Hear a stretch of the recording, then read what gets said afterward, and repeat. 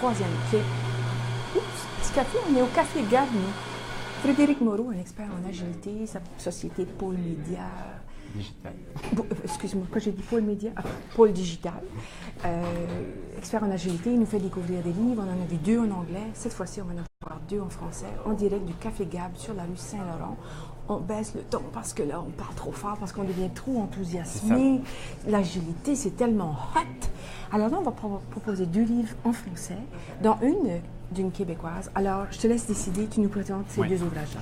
Alors, le premier ouvrage dont je voulais vous parler, c'était Le Manager Agile de Jérôme Barran, qui a été publié aux éditions Duno et qu'on peut trouver chez Renaud Bré. Donc ça, c'est important quand même de savoir que c'est disponible au Québec. Oui, puis c'est disponible aussi à la Coop HEC. Oui. On les a fait venir là-bas parce que, petit aparté, moi, je mène un petit groupe de discussion avec l'Ordre des conseillers en ressources humaines. On va parler de ce livre-là en particulier. C'est la 3e édition, donc à quelque part, il doit être bon. Hein? Exactement. Jérôme, c'est quelqu'un qui est rentré en agilité dès la fin des années 90. Donc, c'est vraiment un des pionniers en fait, du sujet.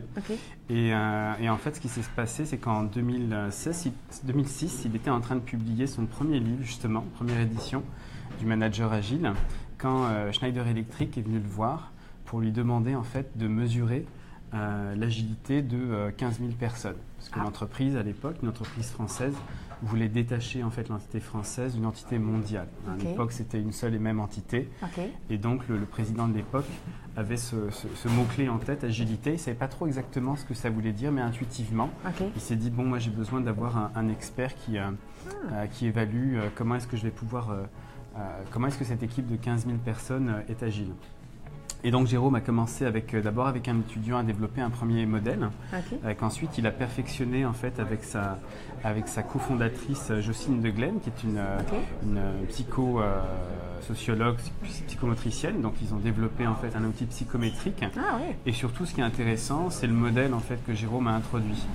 Son modèle en fait en agilité est centré sur le comportement, qui est central dans tout changement, dès qu'on se met en action. Le comportement est présent.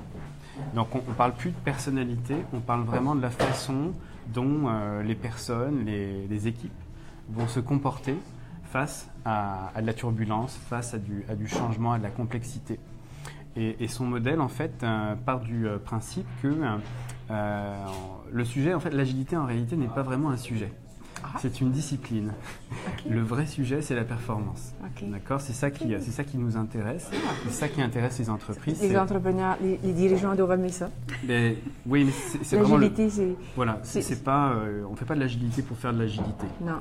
On fait de l'agilité pour être plus performant dans un environnement qui va être turbulent, donc qui va bouger plus vite, qui va être plus complexe. Voilà, on parle d'un environnement VUCA ou VICA en français, donc volatilité, incertitude, complexité, ambiguïté. Et dans notamment le modèle de Jérôme, on va rajouter en fait 2 autres pressions qui s'exercent sur nous, qui est ce qu'on appelle la finitude, c'est-à-dire on est en fin de cycle. On arrive à la fin de cycle économique, de fin de cycle écologique. Et puis l'individualité qui est qu'aujourd'hui, les personnes veulent travailler dans des environnements qui font du sens pour elles. Donc on est un peu en quête de sens. Donc son livre dresse un petit peu justement le portrait de ce gestionnaire qui passe justement d'une posture de gestion traditionnelle, très en contrôle de ce qui se passe, au gestionnaire agile qui décrit en fait dans son livre, notamment au travers de son modèle comportemental. Donc ça, c'est vraiment un ouvrage... C'est tellement intéressant ce que tu dis. Alors, ce qui est super, c'est que c'est un ouvrage en français. Il n'y en a pas tant que ça. Il n'y en a pas tant que ça. Et c'est pour ça que Jérôme est peut-être moins connu que les grands experts de l'agilité, comme les Steve Denning, des gens comme ça. Mais croyez-moi que le contenu est largement aussi bon que tout ce qu'ont écrit ces gens-là depuis Mais c'est un bon 20 point. ans. Toi, c'est un Français, Frédéric, si vous ne le saviez pas. Il vient de France. Ça fait 8 ans qu'il est au Canada, à Montréal, entre autres. Et en France, l'agilité, est-ce que c'est la même chose qu'ici? On en parle de plus en plus. Le sais-tu? Es-tu encore branché pour savoir ça? Oui, alors en réalité, en Europe, on va dire que l'agilité est partie plus vite, plus tôt qu'en Amérique du Nord. Pourquoi? Et notamment en France. Pourquoi? Parce que le marché du travail est très rigide en France. Oui. Et par conséquent, si on ne fait pas preuve d'agilité à l'intérieur de l'organisation, on doit trouver des solutions. Sinon, le business ne peut pas tourner. Donc c'est quelque chose qui est très répandu en France. Et notamment, je dirais probablement que un des pays les plus avancés sont les Pays-Bas, la Hollande, qui produit beaucoup de consultants et d'entreprises qui sont en agilité. Culturellement, je pense que c'est quelque chose qui est peut-être plus facile à intégrer pour eux. Les Scandinaves aussi sont pas mal là-dedans. Et puis les Français, mais pour des raisons très différentes. Je comprends. Alors, l'agilité en Europe, il y a des origines d'expérience là-bas qui sont intéressantes. On a vu avec le livre de Jérôme Baron, on a maintenant une experte québécoise qui s'est risquée. Exactement. Et qui a livré un bon produit. Exactement. Donc le livre s'appelle Le Leader Agile, qui a été écrit donc, par Geneviève Dicker l'an passé. Donc Geneviève, en fait, d'abord c'est une amie.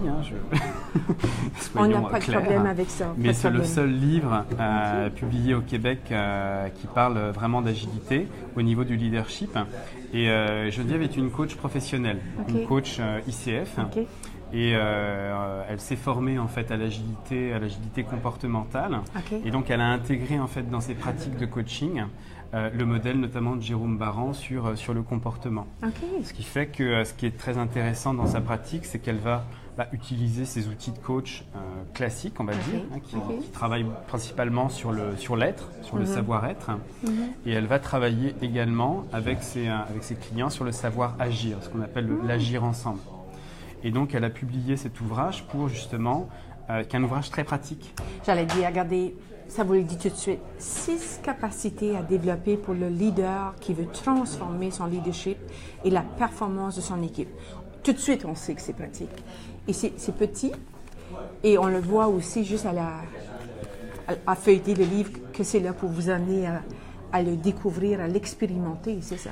Complètement, c'est vraiment rempli d'exercices, de questionnaires en fait auxquels on peut répondre pour mettre en pratique ce qui vient d'être raconté dans un paragraphe ou dans un chapitre. Ça a l'air très intéressant. Ce monde de plus en plus rapide, turbulent et technologique vous presse d'être plus agile. Il vous demande d'adapter votre organisation, vos façons d'être et d'agir. Que devez-vous développer pour transformer? Comment transformer la performance de votre équipe? Enfin, puis tous les enjeux que tu as mentionnés, l'individualisme sont bien écrits là-dedans. Ça a l'air très intéressant. Excellent. Donc, celui-là, on le donne à qui? Tous les gestionnaires au Québec qui veulent justement développer leur leadership avec des pratiques à la fois agiles sur l'agir, mais également au niveau de leur savoir-être. Parce que les gestionnaires, ils sont là pour amener cette nouvelle approche et développer des nouvelles façons d'être, agir différemment. Mais pour la personne qui est dans le siège de l'employé, du salarié, du membre de l'équipe qui doit aussi se familiariser à ça. Est-ce que ce livre-là va être bon ou celui de Jérôme Baron pour comprendre? Parce que il me semble que, je suis certaine que c'est pas comme ça se passe dans le contexte d'entreprise, mais on parle d'agilité, donc le mot doit circuler dans les contextes de grandes organisations. Toi-même, tu travailles maintenant sur un projet avec une grande organisation.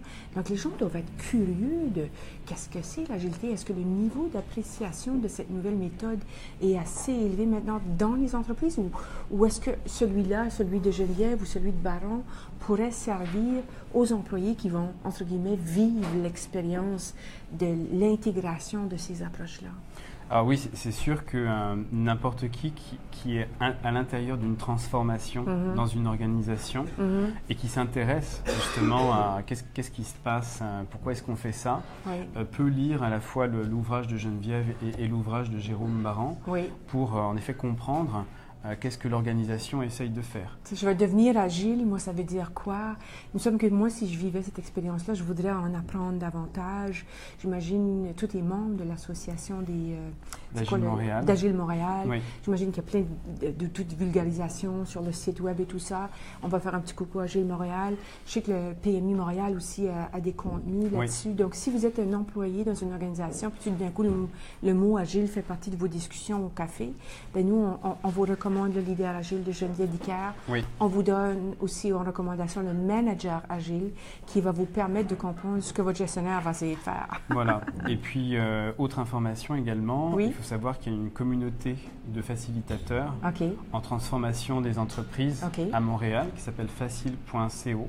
Facile.co, dont tu fais partie? Dont je fais partie, qui est ouverte absolument à toute personne qui s'intéresse à la transformation. Donc on va parler, bien entendu, d'agilité organisationnelle, mais ça peut parler aussi d'innovation, de savoir-être. Donc c'est toutes les approches, toutes les expériences qui permettent en fait de faciliter la transformation dans les organisations. Juste pour clore, parce qu'encore une fois, je trouve que c'est intéressant comme sujet, c'est un sujet d'actualité. Dans les entreprises, ça se passe.